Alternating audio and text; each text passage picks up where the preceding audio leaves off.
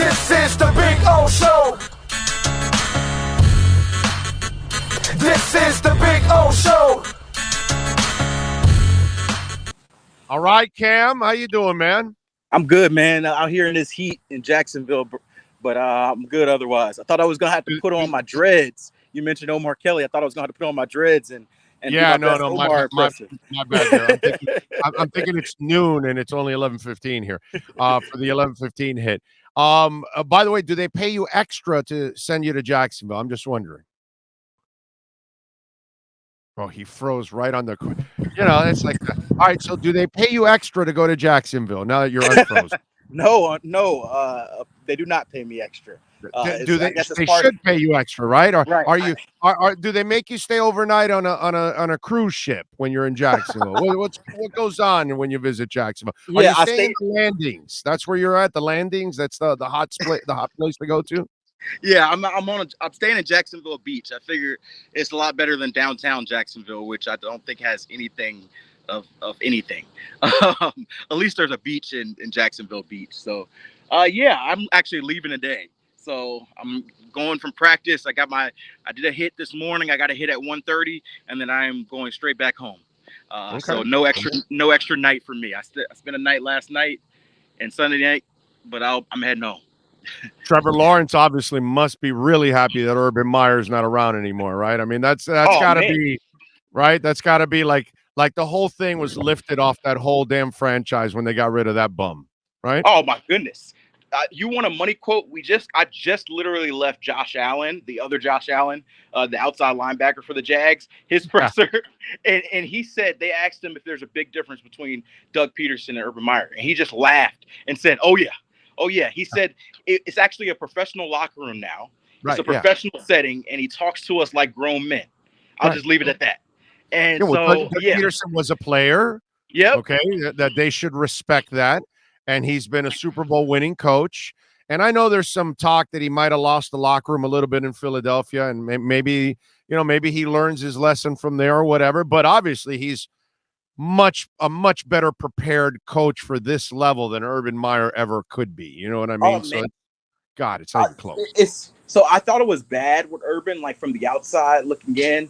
But just hearing players talk about how it was last year compared to here, and they're only in training camp, it had to be worse. It had to be worse than whatever we thought it was. So, yeah, I don't know how it got so off track with Urban Meyer, but I can't imagine another team hiring him to be a coach, whether it's college, NFL, high school. Like, you hear some of the things as players are saying about how it went there. I think the guy's got to be done.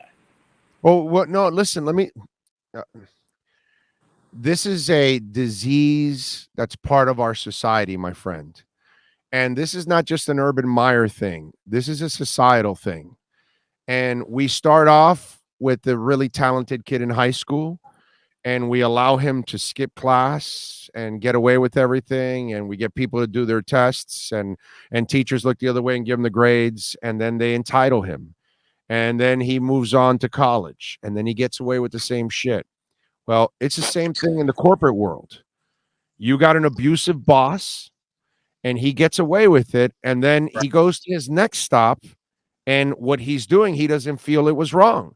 So he was probably pulling it off in Bowling Green and in Utah, but because it's Bowling Green and Utah, nobody gives a shit. Nobody's going to say anything. But then it starts getting to Florida and Ohio State, and then it starts to get magnified and it gets exposed because the media coverage is different there. So you're going to get exposed at that time. And because he's entitled, dude, it's the same thing as Adam Gase. Adam Gase was a horse's ass. But then if you fire him and the Jets hire him right away, the horse's ass thinks, well, what I'm doing the right thing. He's the same thing as the kid that goes from high school to college, getting away with everything that he got away with. Ezekiel Elliott getting away with everything, and you just let him get away with it because of his talent. You let the coach get away with it because he wins. Eventually, it catches up to you. But it's a disease we have in our society that because someone is productive in one part of their lives, for us, we now feel that we have to then cover up all their other defects in order for them to do this job that we desperately need done. And we do this way too much in our society that we're willing to look the other way at the negatives just because we need to get the pot. Look, the NBA, they look the other way of everything that goes on with China, but they still continue their relationship with everything going on. You know what I mean? Why? Because the money is there and you need the money. But you know, whatever the human rights violations that are going on, you don't give a shit and you still take the money. It's a disease we have in our society, period. Yep. Yep. The thing that I notice a lot is you put up with assholes as long as you feel like they are productive for you. You know, same with players. The old scouting saying is that if Hannibal Lecter ran a 4.3, they say he had an eating disorder. You make excuses for bad people if they do it. And the problem with Urban Meyer is that he was a bad coach. And so now, once you're a bad coach, now all the stuff that you were bad at as a human comes Right. out, and it becomes more and more exasperated. I think you're right. I'd imagine he probably was a similar version of the same guy in Florida, the same guy in Utah, the same guy at Bowling Green. The difference is they were winning there. And so they're like, this is just what we have to put up with. No. I think you're right. You don't have to put up with people treating you a certain way. And I'm glad that it got exposed the way it did. Did you see the I'll give you an example of this in another way, but it's something that most people wouldn't think of, but it's the same thing. Entitlement, and it leads you to something. Did you see the story between Bree Tessie and Nick Cannon? They just had a kid. Did you hear No. about that? I didn't see that. So they let me see if I can get the money quote for you on it, because I thought it was freaking awesome. So Nick Cannon, he can't put a lid on it. Yeah. And he's got now What, has he got 9 kids? eight kids with 4 different baby mamas. And Bree Tessie is the one that Johnny Manziel was with. Mhm. And she left him, and now she's with Nick, and now she had the kid. Now, you want entitlement? So they asked Bree about the untraditional relationship with Nick Cannon. All right. So she says, let's see. This is our relationship, and what you do outside of that is what you do outside of that. I'm only worried about my family. I'm only worried about my home. All of my needs are met at the end of the day. Everything is respectful. Everything is honest. I.e., yeah, Nick Cannon's going to keep banging and banging and banging. But if you pay me my money for my kid, I'm good and I'm ready. But again, you allow somebody to be what they are, right? They will continue to be what they are. And Nick Cannon, obviously, has got an active cannon. So he wants to keep firing that cannon at other places. And Bree Tessie is comfortable with it. So as long as you allow entitled people to be bad, to be sexual, or whatever you want to call it, or whatever it is, dude, in any walk of life, that's our problem. We look the other way as long as we get what we also need. Crazy. Great point. It's like you said, it's part of society.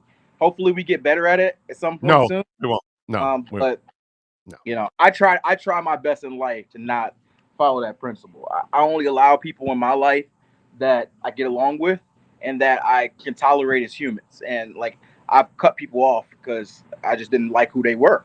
And so Right. That's how I go about my life. But like you said, society, not so much. No, we'll do whatever it takes, and it doesn't matter what walk of life it is, and we do that. By the way, the question of the day, and it's inspired by Matthew Tkachuk. I doubt you follow much hockey, but if you do, Matthew Tkachuk just signed with the Florida Panthers, and he is exactly what they need. Right. You know what he is? He's Jimmy Butler. You know what he is? He's Tyreek Hill. You know what he is? He's Tyler Van Dyke. You know what he is? He's Jazz Chisholm. So the question I ask you is, what player in South Florida carries the most swag? Jimmy Butler, Tyreek Hill, Tyler Van Dyke, Matthew Tkachuk, or Jazz Chisholm? Oh, that's a good question. I'm not gonna lie to you. I don't know hockey, so I do not. I can't I'm not gonna pick that guy because I don't know it. Well, plus he just got here, so he really hasn't accomplished much here yet. But he is exactly the element you need on a team, as you know. Yeah, I think it's really important to have some of those leaders that can talk the talk, walk the walk, and rattle some cages. That's that dude. You know what I'm saying? I think it's got to be either Tyreek or Jazz. You know, Tyreek has a different level of swag. Like he may be. Wait a minute. No Jimmy Butler, the most accomplished one in South Florida out of the 5. So I love Jimmy, but Jimmy has a lot of Jimmyism in him, and so we talk about assholes. Jimmy does paint that line between you know being a good player, being an asshole, and so I'm fine with a little bit of asshole, but Jimmy paints the line. And so for me, if I'm looking, you're talking about swaggy guys that kind of represent. So the interesting point. I like that. I love your argument. That I have a little bit, although Tyreek's going to go off on the mouth, but he's going to be, you know, he's going to be less of an asshole about it. Like he's not an asshole about it. So he's not an asshole at all. You can tell he's a cool dude. Yeah, right. You can tell. That would probably be my choice. Jazz is probably top 5 among the coolest baseball players. I don't know. Was that whole meeting about Jazz when they had that team meeting about this, that? I'm like, he's not wearing the right. He's not wearing the right uniform. Going, hey, do you idiots know you need more Jazz in the locker room? Not less of you guys, more of Jazz. I mean, right. I'm thinking baseball needs more Jazz Chisholm, dude. Please, are you kidding me? Come on. There is no color in baseball, bro. Give me Jazz. Yeah. I came from Ozzie Smith and Ricky Henderson. I came from Mike Schmidt shaking his ass at you and then knocking it out of the park. I came with, from Reggie Jackson. I came from baseball with color, bro, with flair. Right. You know what I mean? I want Lima time on the mound. The other day, there was a guy that was like all pumped up, and I was like, he reminded me of Jose Lima. And I was like, yeah, bro, baseball needs more of that, man. We need some. I don't want fake swag. Yes. I don't want you to be the fake guy that can't produce. Right. No. I want you to be Ricky Henderson, bro. Yeah. That you come to the plate, and your little tip tap, and then whack, and then you run the bases with that little tiptoes, and you do it with swag. You know what I'm saying? Yeah, that's where I came from, dude. Yep, more Ken Griffey Jr., more Ricky Henderson, more Jazz Chisholm, all that, and less of the Madison Bumgarners who are telling you to run the bases instead of celebrate it. The idiot from Atlanta. What was the name of the idiot? The idiot catcher from Atlanta that wants he wants to play everything by the rules and boring and get the hell out of here, dude. Did you watch Reggie Jackson and Billy Martin fight in the damn clubhouse, bro? Give me some passion, bro. Come on, let's go. Yeah, that's what I want, man. Play the game, Pete Rose style. Don't knock a fool out in the All-Star game now. I don't want you to do that, but play the game hard, bro. Like, your former Reds. Yeah. Aren't you a Reds guy? People wonder why baseball doesn't have the prestige, the bigness of these other sports. And that's what you're talking about is absolutely it. The personality element. Like, think about it on a national scale. Who's the biggest star in baseball? Ohtani now. And you can't even... Right. It's probably Ohtani, right? Where would Ohtani rank like in his popularity if he was in the NFL? Like where is his popularity? Nowhere. And that's ridiculous because the dude is one of the most unique athletes you've ever seen. Being able to pitch the way he is and bat and be top 10. They've 15. got 2 of them. They've got 2 of them. Right.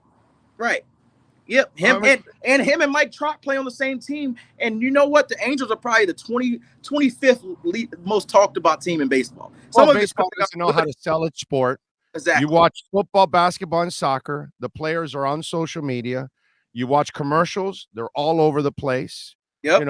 Again, we grew up with chicks dig the long ball. Yep. We grew up with things that they were trying to. They were popular in the game. They were doing things. Now they have fallen so behind. They're like a whole bunch of old men.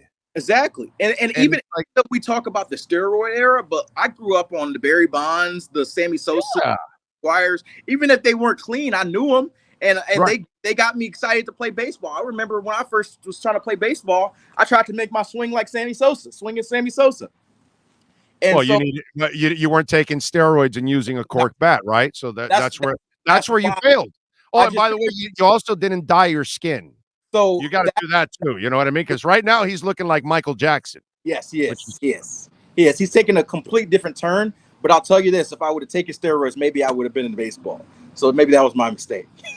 and a cork bat also helps. Yeah, a cork bat too. Yes, Cork bat always helps. yes. So you're going with Tyreek Hill or Jazz, but you got to give me one. So which one I is will, it? You so I will go Jazz, just right. because I think that jazzism represents. Because we just talked a lot about baseball, represents what I want to see baseball go towards in the future. And so Tyreek Hill, he's very splashy. He's a guy who talks. He has his flash, but I think there's more Tyreek Hills in football than there are Jazz Chisholms in baseball. I'm with you there. Tyreek Hill had a couple of choice words. If you can pull it up for us, Sean, let's play those choice words that a lot of Dolphins, I'm sure, Cam, you already saw it on ESPN. And nice job by him on cussing on ESPN. That was also good, dropping an F-bomb there on ESPN. Let's hear Tyreek on Tua. Sean, por favor, please pull up that soundbite for the folks.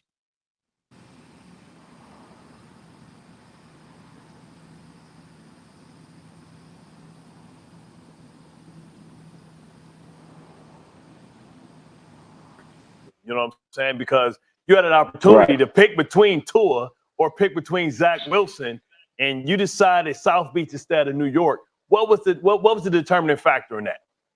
I'm crying.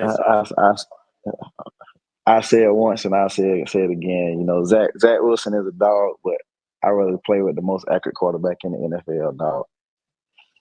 I want to pick up on that because you just called him the most accurate quarterback in the NFL. And you made a lot of headlines about Tua's accuracy, Tyreek, in comparison to Mahomes. So what have you seen from him so far this summer? And yeah, kind of elaborate on that statement that, made the media world go wild. I mean, obviously, Tua, he's not your typical gunslinger, but, like if you really just pay attention to his game, everything is spot on, everything is pinpoint. Ball is on time. His fundamentals are on point.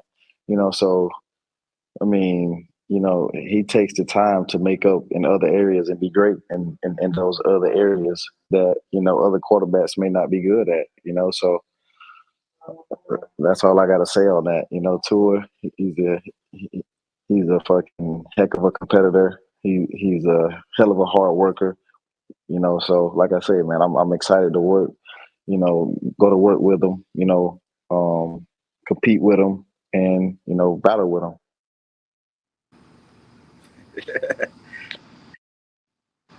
The funny part is it's almost like people have a problem with him defending his quarterback, yet I think Tyreek also has a problem having to defend his quarterback. Yeah. You know what I mean? It's like, because that's how much you can tell, that's how much he believes in the guy, that he's like, what's all this shit going on? And to me, that's been my problem the entire time, because I've never really blamed the offensive linemen, and I don't really blame Tua. I really blame the environment around them, the personnel decisions that were made by the coaches, what they wanted to do, how they were coaching them, how they were preparing them. I just think they put those players at a disadvantage, and they put their offense at a disadvantage. Whereas I think Tyreek now gets to a team now where Mike McDaniel knows exactly what to do with an offense. So he has no idea how dysfunctional it was the last couple of years. So when he steps in, he sees organization, he sees rhyme and reason, and then he sees a comfortable quarterback in a comfortable environment. So I think for him, it's baffling because he's actually seeing it in a different way than everybody else saw it the first 2 years. Yeah, I think it's interesting because this offseason, I've asked people this. I don't know if there's a quarterback that's been talked about as negatively this offseason as Tua. And I'm just not sure why. Like, obviously, I don't think he's proven that he's a Pro Bowl quarterback at this level. But to me, there's other quarterbacks to pick on if you want to pick on quarterbacks. Like, there's a handful of other quarterbacks off the top of my head that are starting quarterbacks that I would criticize before I even got to Tua. Like, at least 10 or 12 of them. And so I think that for Tyreek, hearing him do that is probably, like you said, him feeling like he needs to prop up the narrative around Tua. And I think that he's like, I live it. Like, I'm here every day. You guys should see what I see. And so he's coming from a quarterback in Patrick Mahomes who people did nothing but praise him. And so he never had to lift up Patrick Mahomes because everybody else did.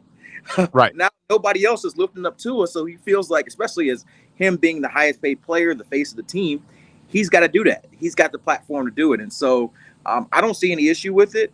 I think that, people are going to take it out of proportion. I think the Mahomes Tua comparison thing is what drove people crazy, but I don't see anything wrong with him going on First Take and saying, I think this is my quarterback. Now, the accuracy thing, I think Tua is accurate. Is he the most accurate quarterback in NFL? I don't know if that's true. I think that it has to be proven. That has to be proven. So that's just he is an accurate quarterback. There's no doubt in my mind. God, yes, very accurate. You know what I mean? But sometimes, like you said, when you're trying to prove a point, sometimes you go a little further than you made today. Like he's a very accurate quarterback is different than he's the most accurate quarterback in the league. Because Aaron Rodgers is video game like accurate. And video game like accurate in 5, 10, 15, and 45 yards. Okay. Right. Exactly. So deadly. When you watch Aaron Rodgers throw the ball, I swear to you, you're watching some Madden game or something, because it just looks like it's digitally enhanced, how it just travels perfectly, beautiful spiral, leading the receiver right in his hand. I mean, he does it all the effing time. I marvel at the way that guy throws the ball. Yeah, he's and that's why it's like Tyreek gets a little bit into the proverbial statements. That those are the things that people pick up, and they're like, how could you say that? But his point is that Tua is very accurate. Him saying the most accurate quarterback in the NFL is what everybody's going to attach to. And so it kind of loses the point that he's trying to make because he went a little too far. So that would be my only thing with Tyreek. Like, you're fine saying, hey, the dude is super accurate. Like, he's one of the most accurate quarterbacks in the NFL. Saying he is the most accurate, saying he is better or more accurate than Patrick Mahomes, these are things that people can take out of context, and it becomes a bigger thing than I think Tyreek was trying to make it. I don't blame him. I blame the Cuban effect on him. He moved down here. We've affected him. Cubans exaggerate. It's just one of our traits. It's just one of those things. Right. Soon you'll see he'll be walking around with a little cafecito in the locker room, and you're gonna go, oh, it's right. See, the Cuban people really, and so don't blame Tyreek, blame us. It's our influence here in South Florida. We make people want to exaggerate because that's what we do for a living as Cubans. We exaggerate. So, that's blame it on us, not on Tyreek. Okay. That's all I've got to say. He's embracing that Miami culture, huh? That's it. That's what it's all about. All right. We got camp tomorrow. What are you, I know the fans will not be allowed in camp till Saturday at 10:25, by the way, just so you'll know. For all of you out there, do not go out to camp Wednesday, Thursday, and Friday. They will not let you in. Security will arrest you. Okay, so do not go. We have a jail there and everything at the new facility, and we'll throw your ass in there. So don't show up on Wednesday, Thursday, or Friday. No, seriously, it's Saturday. Go ahead. No. What was that? So do not pass go. Do not collect $200. Stay where you are. That's it. When you headed out, you coming back for camp back tonight. I'm coming back tonight. I will be there day one of training camp. So I am I'm gonna be a little bit more exhausted than I would have than a lot of the Dolphins folks there, because they're just starting up. I got 3 days on them. But I'm gonna head down tonight, and I'm gonna be up in there in the morning. I'm gonna be there all through the weekend. So I'll be there Monday, Tuesday. Good Lord, Wednesday, Thursday, Friday, and Saturday, and we'll be on TV live on set with Scott Hansen and Willie McGinnis Friday, and Saturday it'll just be me solo on TV then. So 2 days of Dolphins coverage Friday and Saturday, and I'll be there all week to kind of get some views of the Dolphins, their first 4 days of camp. So the one thing about the first 4 days, and I'm seeing it here in Jacksonville, there's no pads. So it feels it's football back, but it's not all the way back. And so I'm looking forward to next week when the pads are smacking and it feels closer to real football. But nonetheless, don't maybe by Saturday, right? Or no, it's next week or Saturday. Well, I think Saturday may be the first pad day. I think you're right. I think it's, the new CBA is 3 days. They have to be right, Wednesday, Thursday, Friday, and then I think Saturday for the fans. I think they'll see the pads. I think you're right. They are off Sunday, so yeah, I think it's the first three days no pads. Right.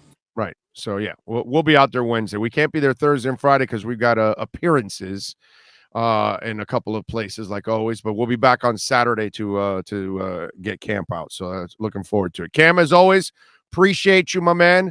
We will catch up later in the week as we get to really talk about football. Absolutely, looking forward to it. All right, you got it. There you go, Cameron Wolfe. NFL Network. Follow him on Twitter at Cameron Wolfe and KSDT. CPAs, make sure you call them. Advisory, tax, healthcare advisory, property management, wealth management, valuation. They do it all at KSDT CPAs. So make sure you give them a ring. They've got offices now in Miami, in Weston, and in West Palm Beach. You can call them at 305-670-3370. That's 305-670-3370 for KSDT CPAs. They do a lot more than just your taxes for personal or for your business. KSDT CPAs.